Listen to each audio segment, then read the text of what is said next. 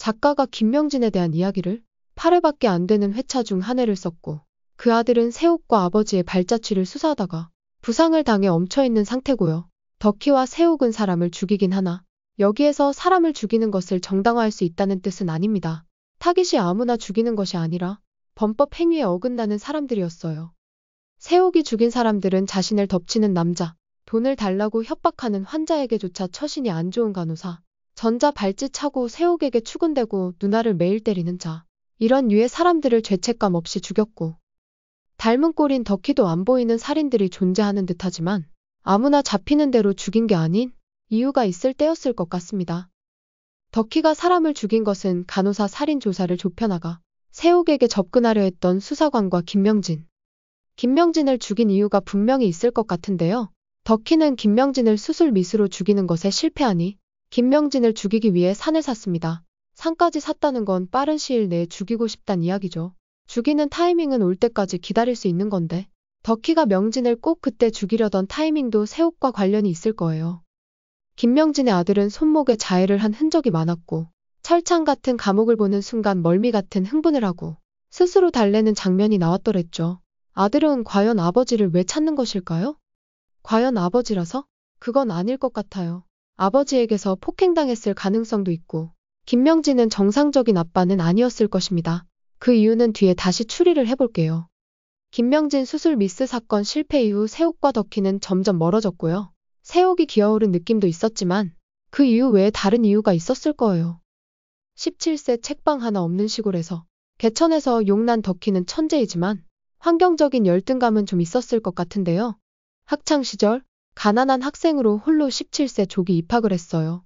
있는 학생은 모피코트 걸친 엄마와 입학식을 치를 만큼 지금이나 그때나 환경의 갭이 컸던 시절. 덕희와 명진은 태생부터 달랐겠죠. 덕희는 한은심 대학 동기를 좋아했습니다. 그런 은심을 명진은 아무렇지 않게 강간하고 한은심은 아이를 낳고 버립니다. 은심은 모든 것을 자포자기하고 결혼을 해버립니다.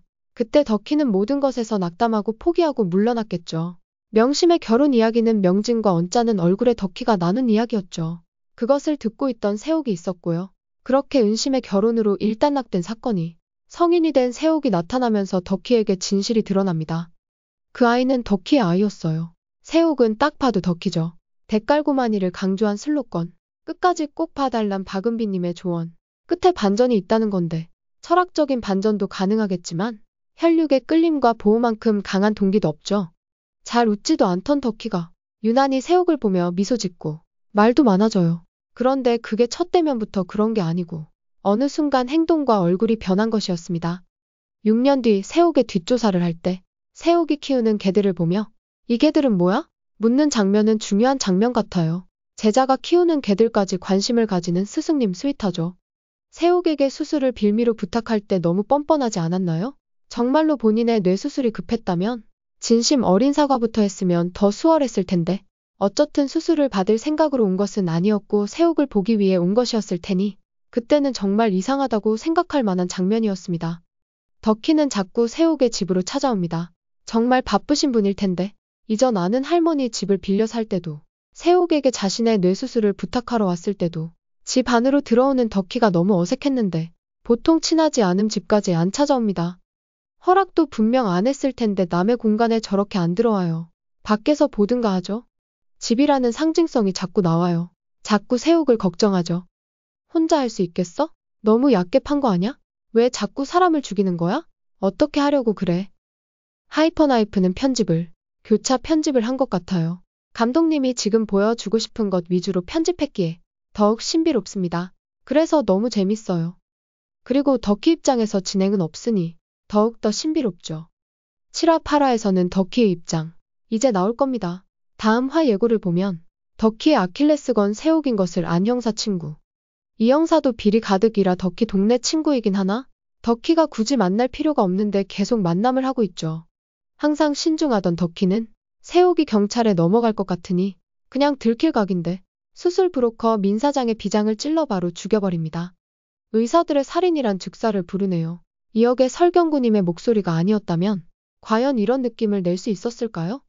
연출도 너무 좋았던 게 자세히 봐야 죽이면서 끌고 들어가는 것을 알 수 있어요.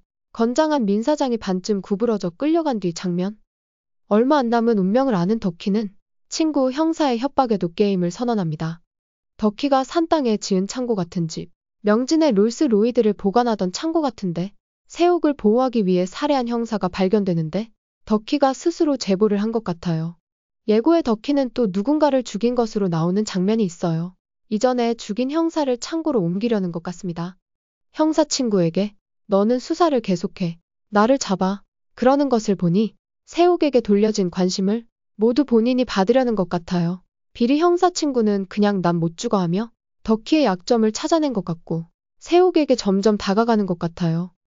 수술을 안 받고 어디론가로 가버린 듯한 덕희 때문에 광분하는 세옥이 나오는데 세옥은 덕희가 시한부인 걸 알고 어떻게 하든 빨리 수술을 해보려 하는 것 같은데 덕희는 뒷일들을 자꾸 처리하느라 바쁜 것 같고 수술복을 입고 있는 세옥이 교수 집에 찾아갔는데 이전에 세옥에게 줬던 램프를 덕희가 보관하고 있었더라고요. 아마 병원을 떠날 때 세옥이 버린 것을 가져왔겠죠. 마치 샘이 쓰러진 덕희를 발견하고 도대체 이렇게까지 하시는 이유가 뭐냐고 묻고 덕희를 너무 모르시네라고 반문하는 정 선생은 최덕희 교수를 원래 잘 아는 사람인 것 같아요. 우리 모두는 덕희를 잘 모르는데 말이죠.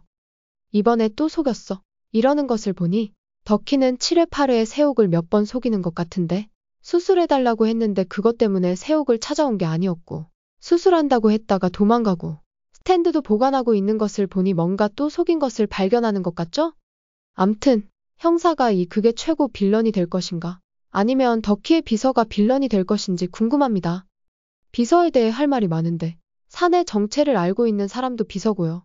덕희의 비서는 명진을 따로 구해내 다른 사람 명의까지 빌려가며 병원에 넣어줬어요. 그것을 안다고 덕희에게 협박하려는 건 아니라며 아무렇지 않게 말은 했는데 그건 아닐 것 같아요.